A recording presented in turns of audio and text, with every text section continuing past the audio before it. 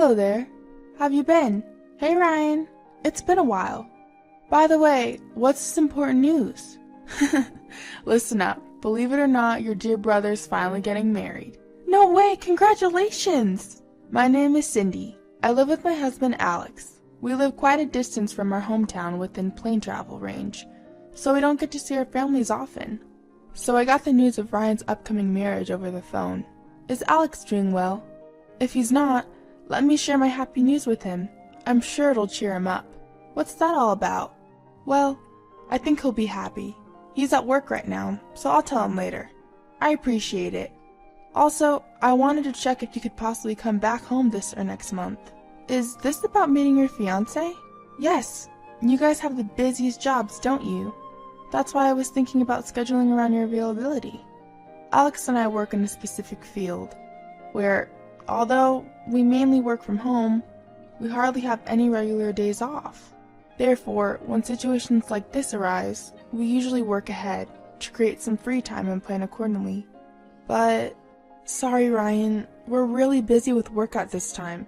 If we can free up any time, it would probably not be until half a year from now.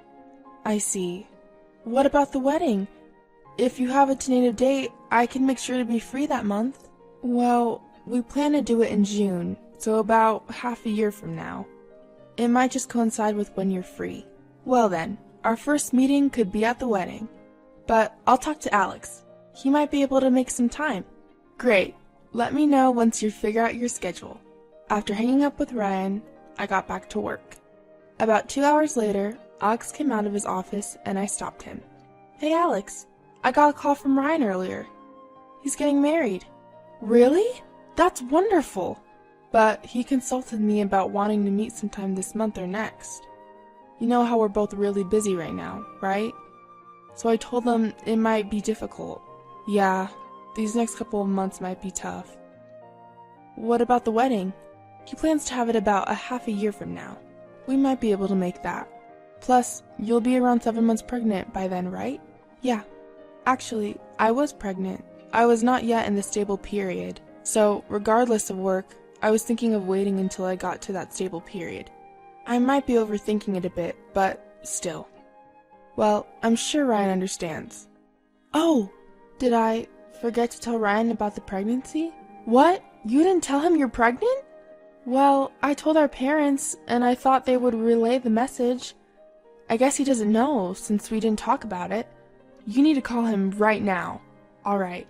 Sure enough, Ryan was surprised to find out, as he didn't know. It seemed that our parents thought I had contacted him directly, so he told me again not to push myself.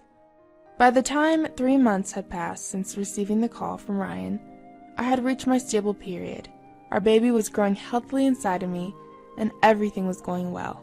And my work was proceeding faster than expected, and I was able to secure some days off. I think we might be able to come over next week. But what about your fiancé? She said it's okay when I checked. Oh, by the way, you might know Stacy, my fiancé. Stacy? Did I have a friend with that name? Well, you'll know when you see her, right? Despite hearing about his fiancé from my brother, Ryan, no one immediately comes to mind. However, since we're both from the same small town, I thought there might be some mutual friends. So I was looking forward to meeting his fiancé when I went back home. Then, on the day of my return, Ryan brought his fiancée to our family home. Nice to meet you! Ah, I knew it! You're Cindy, right? Do you remember me? I'm Stacy. Ah, Stacy, of course I remember you. As my brother said, his fiancée was indeed Stacy, my middle school classmate. But she wasn't a friend of mine. The reason was simple. She used to bully me back in middle school. She did unspeakable things, a lot. Cindy, what's wrong? No, it's just surprising to see you after such a long time. You haven't changed at all. You're still cute. Stacy then turned her smile towards me, and then her gaze moved to my belly. By the way, you're pregnant, aren't you? Congratulations! Can I touch your belly? Yeah? Stacy gently stroked my belly. I suddenly felt a chill run down my spine. Sensing my discomfort, Alex asked, Are you okay? Do you feel unwell? Why don't you lie down a bit? Are you okay? Yeah, sorry, I'll go lie down for a bit. I stood up and went to lie down on the bed upstairs. After about half an hour, I felt a bit better, so I decided to go back to the living room. There, I heard Stacy talking about me. Cindy was so cute in middle school, and she was really popular. She was popular? Alex will be jealous. Please stop it, Bill. I don't care about the past.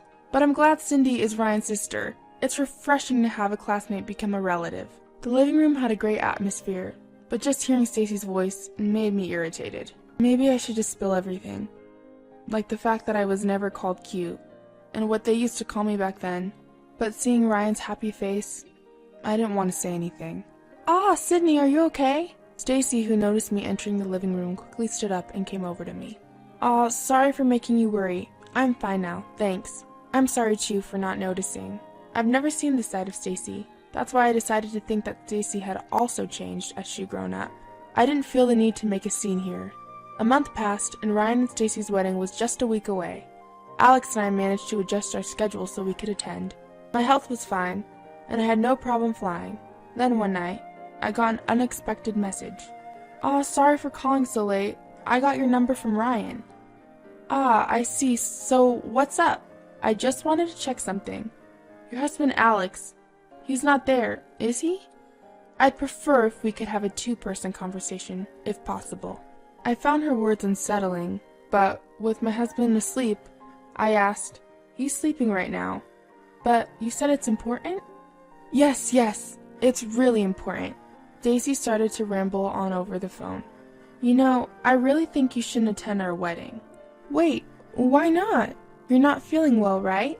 So, I'm saying you should take it easy. Anyway, that's what I think. Hold on. We were just talking about me going home already. I'm feeling better now. You can't just spring this on me all of a sudden, huh? What? You're not feeling well? Right. Stacy's questioning hadn't changed since we were young. In that moment, I realized she hadn't changed at all. I appreciate your concern, but I have to decline. I want to see my brother off as a sister.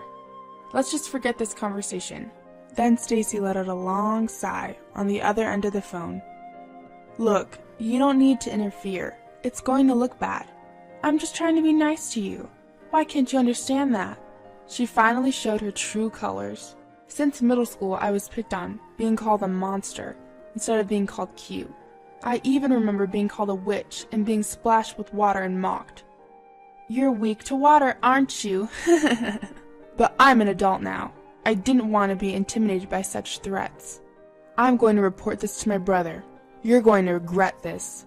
I didn't want to see my brother upset, but I thought this was the best decision. But then Stacy burst out laughing and said something outrageous. If you can, why don't you tell him? Your dear brother will lose his job though. Wait, what do you mean? Ryan works at First Publishing, right? That's where my father works. This whole relationship came about because of my dad's recommendation. What on earth? You can tell him if you want. Just be ready for him to lose his fiancée and his job. What are you going to do? I understand. I'll accept your terms. I had no choice, but instead of accepting the condition that I won't attend the wedding, I made a proposal. But I want to go home. If I suddenly say I'm not feeling well and can't come, it will look suspicious, and I want to congratulate my brother properly. That's okay, right? Well, you do have a point. Your husband is handsome, so it's more natural if he attends. Alright, you have my permission.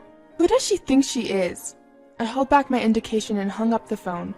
At 11 o'clock at night, I quietly sobbed. From the next day on, I masked my sadness so as not to show Alex. Then I received a work-related call. Actually, I was planning to stay at my parents' house for about 3 days before the wedding day, during which I had arranged to have a meeting at their place. I had to attend no matter what, since I was going home anyway. And so, I returned to my parents' house the day before the wedding, and the day finally came. On the wedding day, I was at the wedding venue. Alex went to use the restroom, and I entered the venue slowly. Suddenly, "Hey, you! Why are you here?" Stacy approached me at the entrance of the wedding venue and whispered to me. She approached me so as not to be noticed by others and whispered in my ear, "We didn't prepare a seat for the monster. Go home." at the moment when I thought her cruel whisper wasn't heard by anyone. "Teacher, thank you for coming to my daughter's wedding today." Stacy's father greeted me with a smile. Stacy turned ashen when she saw this. Dad, you know each other?" "Hey Stacy, never mind that. What are you doing here? It's disgraceful for you to be here in your dress before the ceremony." I just peeped and saw Cindy was here, so..." "I'm sorry about my daughter. She can be a bit unsettled. No need to worry. We were classmates, so I understand." I returned the sentiment with a smile. Stacy was also smiling at me, but her eyes were not laughing. "Is Alex here too?" "Yes, he is. He's just in the restroom." "Really? Well, I'm glad to hear that our children are getting married. And we're becoming relatives. Both of you are our company's top creators. I'm proud of that." "Oh, please don't flatter us." What does that mean, top creators? Don't you know? Cindy is a famous comic artist, known as Cindy Lin, and her husband is a famous mystery novelist, Mr. Alex Martin." "What? I didn't know." "We as a couple are thriving as creators. Unfortunately, we have so much work that it's hard to take days off." Stacy, understanding the situation and the relationship with her father, turned her gaze toward me and beamed. "No way! You should have told me sooner. This is news to me. Anyway, wait in the lounge. Did you check in? I'm so happy to become your relative today. Take care of yourself. If anything happens during the ceremony, tell me right away, okay? See you later." Stacy spoke quickly and tried to leave the place as if escaping. However, I had no intention of attending this wedding.